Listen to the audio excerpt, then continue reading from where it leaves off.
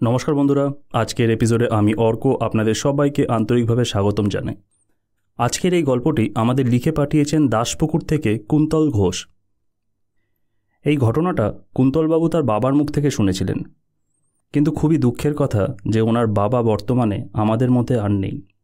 তাই আমরা সবাই চ্যানেলের পক্ষ থেকে কুন্তলবাবুর বাবার আত্মার শান্তি কামনা করি। কুন্তলবাবু তার বাবার কাছ থেকে শোনা ঘটনাটা যেইভাবে আমাদের লিখে পাঠিয়েছেন, আমিও আপনাদেরকে ঠিক সেইভাবেই এই ঘটনাটা শুনিয়ে আজকের এপিসোডটা শুরু করছি।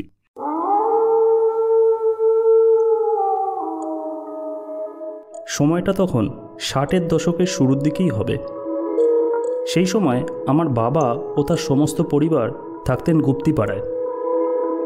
শুনেছিলাম আমার বাবার বাবা মানে আমার দাদু থাকতেন ওপার বাংলায়। দেশভাগের সময় আমার দাদু, দিদা, পিসি ও আমার জ্যাঠামশাই কোনো মতে এই দেশে চলে আসেন এবং এই গুপ্তিপাড়ায় দাদুর এক দুঃসম্পর্কের ভাইয়ের বাড়িতে আশ্রয় নেন। যদিও সেই সময় আমার পিসি ও জ্যাঠামশাই খুবই ছোট ছিলেন। এরপর আমার দাদু এখানে ধীরে ধীরে করে তার নিজের চেষ্টায় নিজস্ব জমি, বাড়ি ও ছোট্ট একটা পোলট্রির ব্যবসা শুরু করেন। এর পরবর্তী সময়ে আমার বাবার জন্ম এই গুপ্তিপাড়াতেই হয়। যখন আমি ছোট ছিলাম তখন আমার বাবা তার ছোটোবেলার অনেক গল্পই আমাকে বলেছিলেন। সেগুলি যেমন সুন্দর ছিল তেমনই ছিল রোমাঞ্চকর।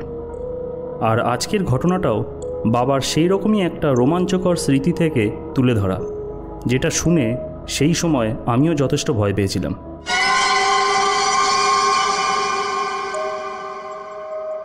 আমার বাবারা ছিলেন 3 ভাই বোন, আর তাদের মধ্যে আমার দাদু আমার বাবাকে একটু বেশি ভালোবাসতেন। হয়তো তার প্রধান কারণ ছিল এই যে আমার বাবাই ছিলেন 3 ভাই বোনের মধ্যে সব থেকে ছোট। বাড়ির ছোট ছেলে বলে বাবার সব ইচ্ছেই আমার দাদু পূরণ করতেন। অপরদিকে আমার পিসি ও জ্যাঠামশাইও বাবাকে খুবই ভালোবাসতেন। ঠিক একইভাবে আমার বাবাও আমার দাদুকে যেন সবসময় চোখে হারাতেন। দাদু কি করছেন, কোথায় যাচ্ছেন, সব ব্যাপারেই বাবার ছিল গভীর কৌতূহল। আগেই বলেছি যে আমার দাদুর পোলট্রির ব্যবসা ছিল, আর তাই প্রায়ই আমার দাদুকে ব্যবসার কাজের জন্য হাওড়া ঘোষপাড়ায় যেতে হতো।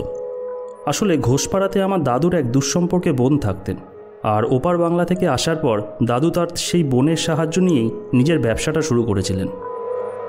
তাদের বাড়িতেও পোলট্রির ব্যবসাই ছিল, তাই যখনই আমার দাদুর ব্যবসা সংক্রান্ত কোনো দরকার পড়ত, সঙ্গে সঙ্গে আমার দাদু সেই ঘোষপাড়ার বোনের কাছে ছুটে যেতেন। সেইবারও কোনো এক নাম না জানা অসুখের জন্য দাদুর পোলট্রির অনেক মুরগিই মারা যাচ্ছিল, আর তাই দাদুর ব্যবসায় অনেক টাকা লোকসান হয়ে যায়। অগত্যা আর কোনো উপায় না থেকে আমার দাদু ঘোষপাড়ায় তার সেই বোনের বাড়িতে যাওয়ার সিদ্ধান্ত নেন। উদ্দেশ্য একটাই ছিল যে যদি সেখান থেকে এর কোনো একটা সমাধান পাওয়া যায়। এরপর একটা ভালো দিন দেখে আমার দাদু তার বোনের বাড়ি যাওয়ার উদ্দেশ্যে সিদ্ধান্ত নিলেন, কিন্তু দাদুর এই সিদ্ধান্তে বাদ সাধলেন আমার বাবা। সেই সময় আমার বাবার বয়স খুব বেশি হলে 8 কি 9 হবে, আর উনি প্রচণ্ডভাবে জেদ ধরলেন যে উনিও দাদুর সাথে পিসির বাড়ি যাবে। বাড়ির সবাই অনেকভাবে বাবাকে বোঝানোর চেষ্টা করেন, কিন্তু বাবা তার গো ধরেই বসে থাকেন। এদিকে দাদুরও বেরোতে দেরি হয়ে যাচ্ছিল। অগত্যা আর কোনো উপায় না দেখে দাদু বাবাকে সঙ্গে করেই নিয়ে গেলেন। যদিও বাবা এর আগেও অনেকবার তার পিসির বাড়ি গিয়েছিলেন এবং পিসিও সত্যি বলতে বাবাকে খুবই ভালোবাসত। আমার বাবার পিসির বাড়িটা ছিল গ্রাউন্ড প্লাস ফার্স্ট ফ্লোর, অর্থাৎ নিচতলা এবং একতলা। নিচতলায় মুরগিদের জন্য একটা বড় খাঁচাযুক্ত ঘর ছিল। তখনকার দিনে বেশিরভাগ বাড়িতেই পোলট্রি ফার্মের জন্য এই রকম ঘরই করা হতো। আর একতলায় বাড়ির সমস্ত সদস্যরা থাকতেন। সদস্য বলতে পিসি, পিসির হাজব্যান্ড আর তার 2 ছেলেমেয়ে। এছাড়াও নিচতলাতে বাড়ির মেন গেটের ঠিক সামনেটায় একটা বিশাল বড় উঠোন ছিল। আমার দাদু যখনই পিসির বাড়ি যেতেন ওই উঠানেতেই তিনি খাটিয়া লাগিয়ে রাতে শুতেন।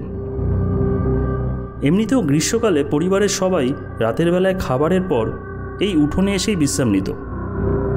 এটাও ছিল একটা গ্রীষ্মের রাত, তাই রাতের খাবারের পর আমার দাদু আর পিসেমশাই এই উঠানেই বিছানা করে ঘুমোনোর সিদ্ধান্ত নেন। কিন্তু আমার বাবা এবার একটু বেঁকে বসলেন। উনি বললেন যে উনি দাদুর সাথেই এখানে ঘুমাবেন।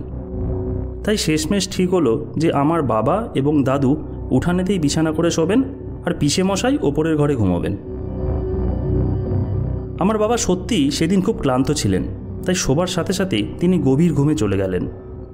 রাতটা ছিল খুবই শান্ত এবং চারিদিকটা একদম নিস্তব্ধ ছিল।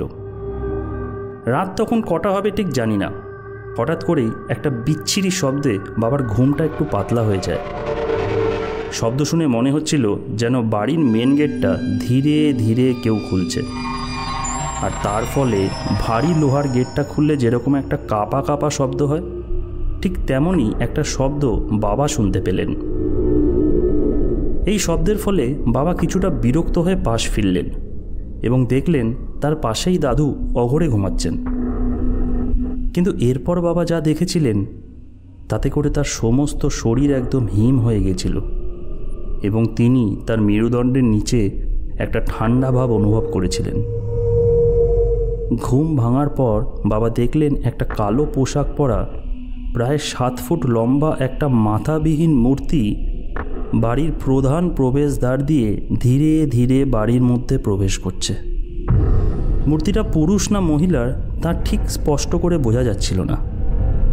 এবার মূর্তিটা ধীরে ধীরে বাড়ির মধ্যে ঢুকে নিচতলায় যেখানে মুরগির ঘর ছিল ঠিক সেদিকেই চলে গেল, আর আমার বাবা একদম নির্বিকার চিত্তে তার জায়গায় একদম নিথর হয়ে গেলেন।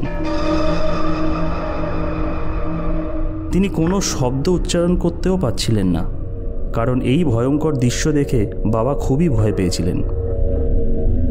মূর্তিটা ভিতরে চলে যাওয়ার অনেকক্ষণ পর পর্যন্ত ভিতর থেকে কিন্তু কোনো আওয়াজই আসছিল না, যেন সেই মূর্তিটা ওখানে গিয়েই অদৃশ্য হয়ে গিয়েছিল। কিন্তু কিছুক্ষণ পরেই বাবা আবার একটা শব্দ শুনতে পেলেন এবং তিনি দেখলেন যে সেই মূর্তিটা এবার ভিতর থেকে ধীরে ধীরে বেরিয়ে আসছে। তারপর বাড়ির প্রধান প্রবেশদ্বার দিয়ে সেই মূর্তিটা বাইরে চলে যায়, তারপর তাকে আর দেখা যায় না।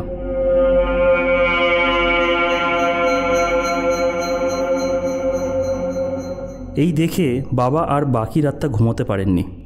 তিনি জোর করে চোখ বন্ধ করে শুয়ে শুয়ে শুধু সকালের অপেক্ষা করতে থাকেন। ভোরের প্রথম আলোর সাথে সাথেই বাবা বিছানা থেকে উঠে বসেন এবং সবার প্রথম দাদুকে ঘুম থেকে ডেকে তোলেন। তারপর রাতের পুরো ঘটনাটা তিনি দাদুকে বর্ণনা করেন। সব শুনে দাদু ভাবেন যে বাবা হয়তো রাতের বেলায় কোনো দুঃস্বপ্ন দেখেছেন, কিন্তু একটু পরেই তার সেই ভুলটা ভেঙে যায়। একটু বেলার দিকে পিসেমশাই যখন মুরগির ঘরে খাবার দিতে আসেন, তখন ভয়ে বিস্ময়ে তার চোখ কপালে উঠে যায়। তিনি দেখেন যে তার সমস্ত মুরগি মারা গেছে এবং শুধু তাই নয়, তাদের ঘাড়গুলোকে কেউ যেন সুন্দরভাবে অন্যদিকে মোচড় দিয়ে ঘুরিয়ে দিয়েছে। এই ভয়ঙ্কর দৃশ্য দেখে তিনি দৌড়ে উঠানের মধ্যে চলে আসেন এবং পরিবারের সমস্ত সদস্যদের এই কথাটা জানান। পিসেমশাইয়ের কথা শুনে বাড়ির সবাই হতবাক হয়ে যায়। তখন দাদু পিসেমশাইকে বাবার দেখা রাতের ঘটনাটা খুলে বলেন। সব শুনে বাড়ির সবাই আরও বেশি আশ্চর্য হয়ে যায়। তাদের সবার মনেই একটা প্রশ্ন আসতে থাকে যে যখন সেই মূর্তিটা তাদের মুরগিগুলোকে একে একে হত্যা করছিল, তখন এতগুলো মুরগির মধ্যেও কেউ কেন কোনো রকম শব্দ করেনি? কেন তারা সেদিন সেখানে চুপ করে বসেছিল? এরপর থেকে পিসেমশাইয়ের পরিবারের সদস্যরা রাত্রিবেলায় উঠোনের ব্যবহার একদম বন্ধ করে দেয় এবং পরবর্তীকালে পিসেমশাই বাড়িতে একটা শান্তি সস্তেনের পুজো করান।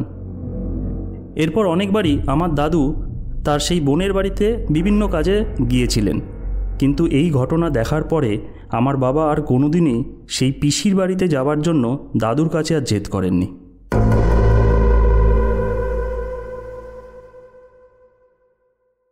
কুন্তলবাবুর লেখা গল্পটা আজ এখানেই শেষ হলো।